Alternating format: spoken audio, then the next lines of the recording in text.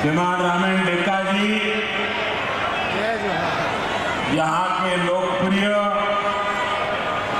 और ऊर्जावान मुख्यमंत्री महतारी की, रतनपुर वाली माता महामाया की, कर्मा माया की, बाबा गुरु घासीदास की,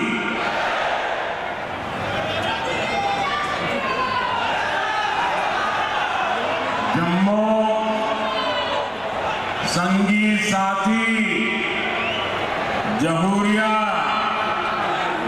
महतारी दीदी बहनी और सियान जवान मल्ला जय जोहार। नववर्ष शुरू हो रहा है। आज पहला नवरात्र है और ये तो माता महामाया की धरती है। छत्तीसगढ़ माता कौशल्या का मायका है। ऐसे में मातृशक्ति के लिए समर्पित ये 9 दिन छत्तीसगढ़ के लिए बहुत ही विशेष रहते हैं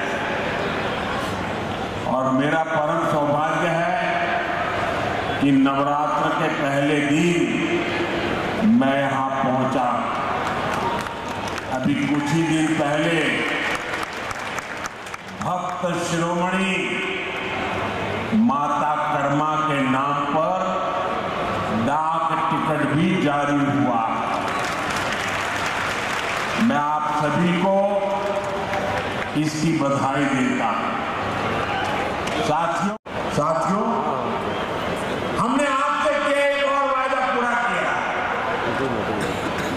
नई राष्ट्रीय शिक्षा नीति के तहत यहां हिंदी में भी मेडिकल और इंजीनियरिंग की पढ़ाई शुरू हो रही है। अब मेरे गांव गरीब आदिवासी परिवार के युवाओं के सपनों को पूरा करने में भाषा कोई बाधा नहीं बनी। साथियों, बीते वर्षों में मेरे मित्र रमन सिंह जी ने जो मजबूत नींव रखी, उसे वर्तमान सरकार और सशक्त कर रही है। आने वाले 25 वर्षों में हमें इस नींव पर विकास की भव्य इमारत बनाना है। छत्तीसगढ़ संसाधनों से भरपूर है।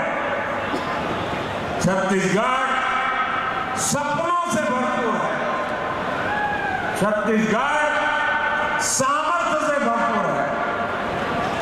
25 साल बाद जब हम छत्तीसगढ़ की स्थापना के 50 वर्ष मनाए तो छत्तीसगढ़ देश के अग्रणी राज्यों में हो, इस लक्ष्य को हम पा करके ही रहेंगे। मैं आपको फिर विश्वास दिलाऊंगा, यहां विकास का लाभ छत्तीसगढ़ के हर परिवार तक पहुंचे, इसके लिए हम कोई कसर बाकी नहीं छोड़ेंगे। एक बार फिर आप सभी को इतने सारे विकास कार्यों के लिए और नववर्ष के आरंभ में ही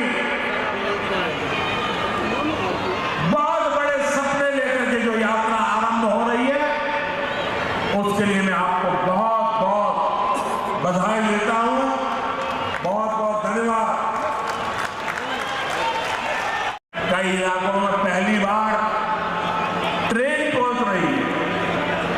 अभी मैंने यहां एक ट्रेन को हरी झंडी दिखाई है। अब यहां कहीं पहली बार बिजली पहुंच रही है, कहीं पाइप से पानी पहली बार पहुंच रहा है, कहीं नया मोबाइल टावर पहली बार लग रहा है, नए स्कूल कॉलेज अस्पताल बन रहे हैं, छत्तीसगढ़ की तस्वीर भी बदल रही है, तकदीर भी बदल रही है। साथियों, छत्तीसगढ़ देश के उन राज्यों में शामिल हो गया है जहां 100% रेल नेटवर्क बिजली से चलने लगा। ये बहुत बड़ी उपलब्धि है। छत्तीसगढ़ में इस समय करीब 40,000 करोड़ रुपए के रेल प्रोजेक्ट पर काम चल रहा है। इस साल के बजट में भी छत्तीसगढ़ के लिए 7,000 करोड़ रुपए की व्यवस्था की गई है। इससे छत्तीसगढ़ के अनेक क्षेत्रों में अच्छी रेल कनेक्टिविटी की मांग पूरी होगी। इससे आसपास के राज्यों से कनेक्टिविटी भी बेहतर होगी। साथियों, विकास के लिए बजट के साथ साथ नेक नियत भी जरूरी है।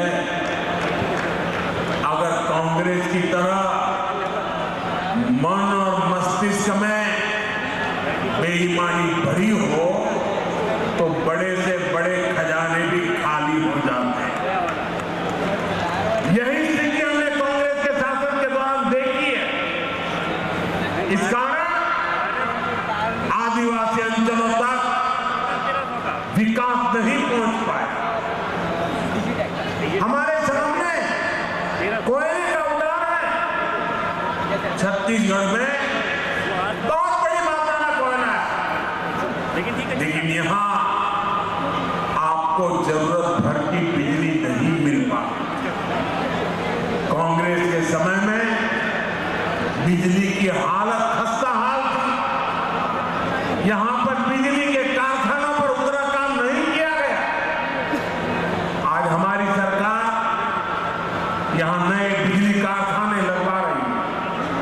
साथियों, हम यहाँ सौर ऊर्जा से बिजली बनाने पर भी बहुत अधिक जोर दे रहे हैं। और मैं आपको एक और बड़ी शानदार योजना के बारे में बताऊंगा। मोदी ने एक ऐसी योजना शुरू की है जिसमें आपका बिजली बिल 0 हो जाएगा और घर में बिजली पैदा करके आप कमाई भी कर सकेंगे। इस योजना का नाम है पीएम सूर्यघर मुफ्त बिजली योजना।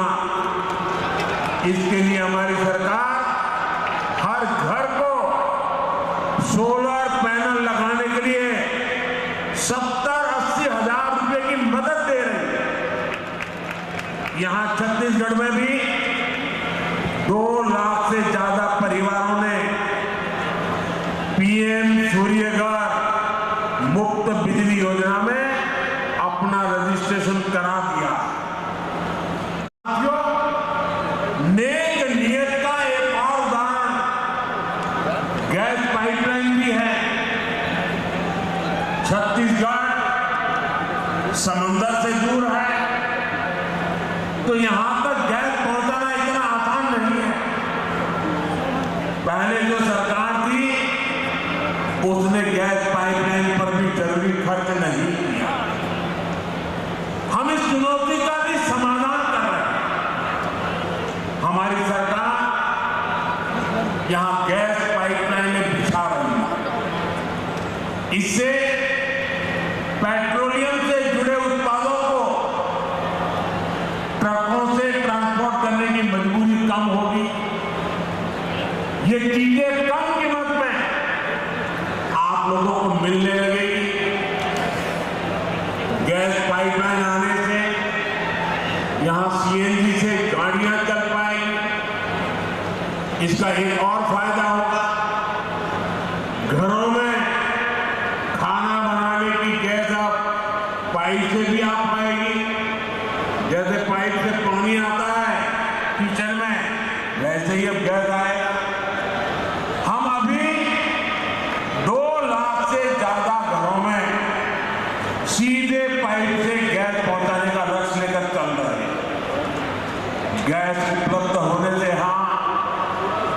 छत्तीसगढ़ में नए उद्योग लगाना भी संभव हो पाएगा। यानी बड़ी संख्या में यहीं पर रोजगार बने। साथियों, बीते दशकों में कांग्रेस की नीतियों की वजह से छत्तीसगढ़ सहित देश के अनेक राज्यों में नक्सलवाद को बढ़ावा मिला। देश में जहां जहां अभाव रहा, जो क्षेत्र विकास से पीछे रहे, वहां वहां नक्सलवाद फलता फूलता।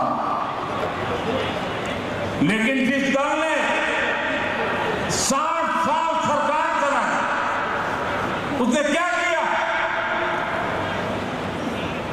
उसने ऐसे जिलों को पिछड़ा घोषित कर अपनी जिम्मेदारी से मुंह मोड़ दिया। हमारे नौजवानों की अनेक पीढ़ियां थक गई, अनेक माताओं ने अपने लाडले खो दिए, अनेक बहनों ने अपना भाई खो दिया। साथियों, उस समय की सरकारों की उदासीनता ये आग में घी डालने जैसा है।